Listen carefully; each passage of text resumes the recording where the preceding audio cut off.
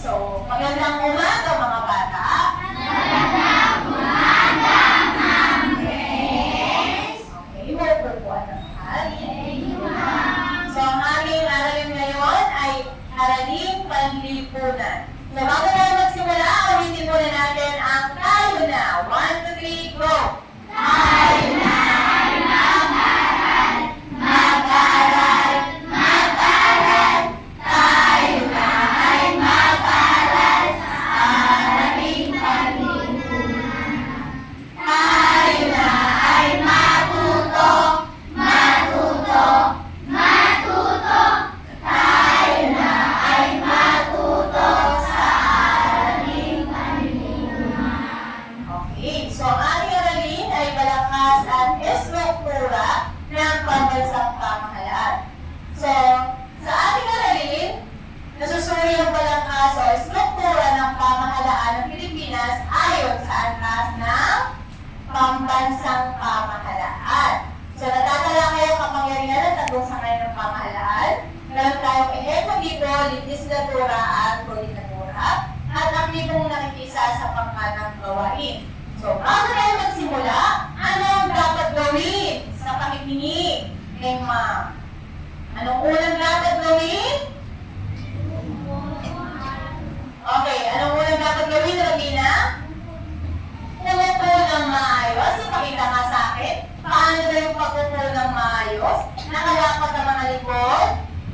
At ang mga paa ay nakalapat sa sahig. Nakasandal sa upuan. Number 2. Pakaupo.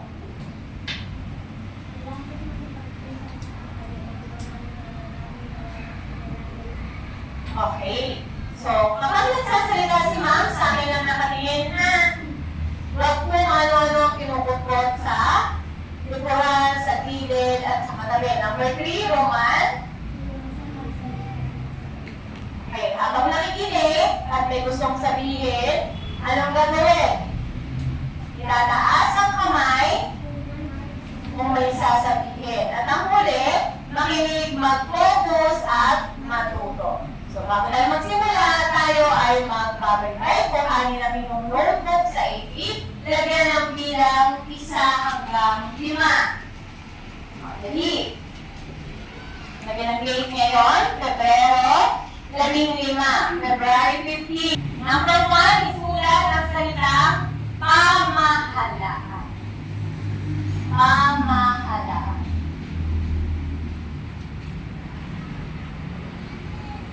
Okay. Number 2, balangkas. Balangkas.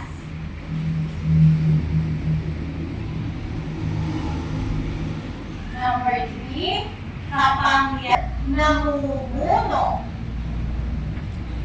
Sulat ang salitang namumuno. Yes, Morales.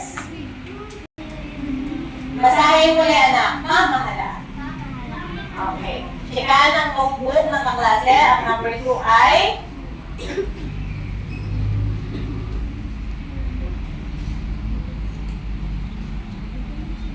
number 3, Laresma. Basahin mo, anak. Anong salita yan? Leader.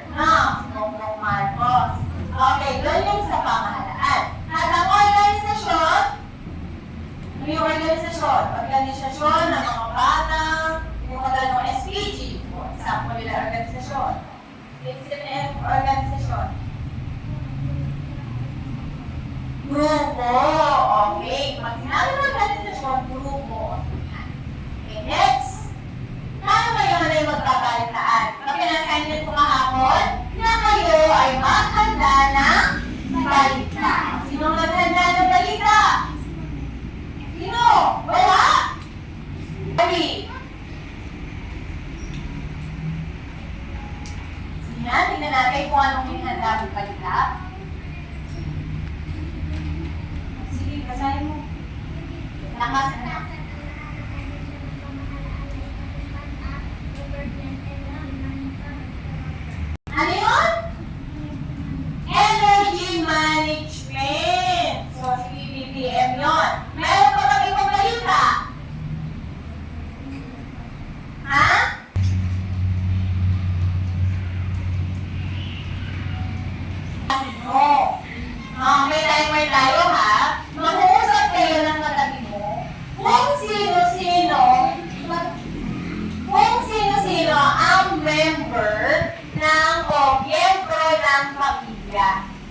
Lalagay nyo ang pangalan na iba.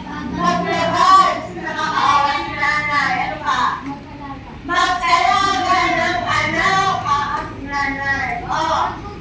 Nanay, tatay, at mga kapatid. Okay, 1 week go. Tumali kayo para may kausap kayo, pag-usapan nyo ano ang ginagawa ng miyembro ng inyong pamilya. Mag-usap kayo, halimbawa, ano ginagawa ng nanay mo? Si tatay mo? Sige.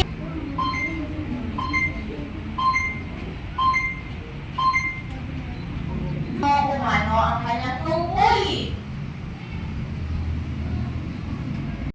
Tatrabaho o nagtataguyod para sa pamilya. O sino namang may sagot ng nanay? Yes, Palupit. Gumagawa ng trabaho, bahay. Pero mga anak, sa panahon ngayon, minsan si nanay nagtatrabaho na rin, no? Para matulungan. Dito sa pamilya ay yung kuya o ate. Ano mangyayari sa isang pamilya? Magulo? Bakit pagiging magulo? Mahirap sawayin ng mga kapatid. Ano pa?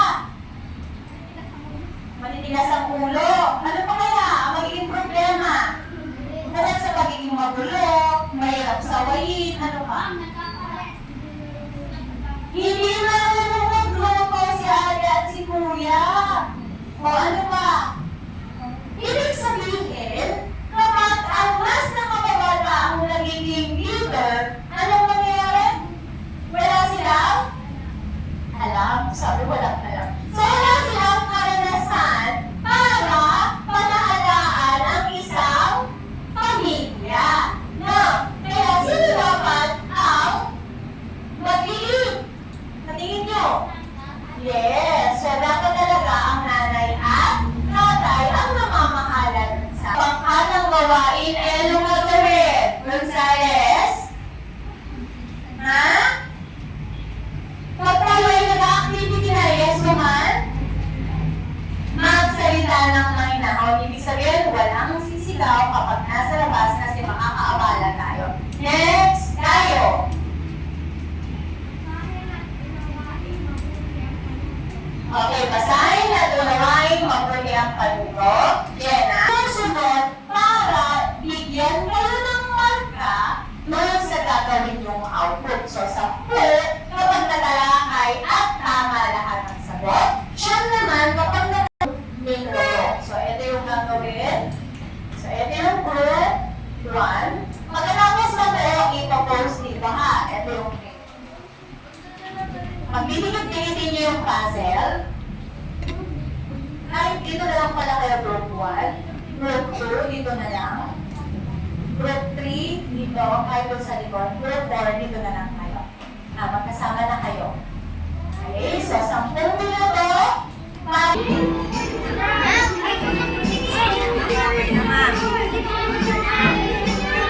Dali, pagdikit-dikitin, tapos idikit sa blackboard. Ang dami nyo nandyan. Tumabi nga, hindi ko makita. Nakatras ng konti. Oh. Magpantay ka na. Group 1. Ha? Dahil siya, dito ka na.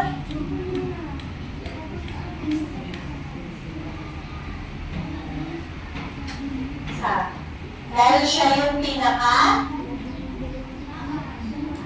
mataas sa grupo. Okay? So, ang pambansang pamahalaan, kasi ito yung pamahalaan natin. Siya yung tumata yung pamahalaan natin. O, yung group 2. Kayo na yung gumawa ng tagapagpaganap. O, bakit hindi natin nilagay si tagapagpaganap? Ha? Bakit dyan? Yan na. Diba sabi ko kanina, pamili ng tagapagpula. So, ano kaya yan? Bakit dito natin ilagay? Sila naman yung mga sanga. So, ang tawag po dito ay balangkas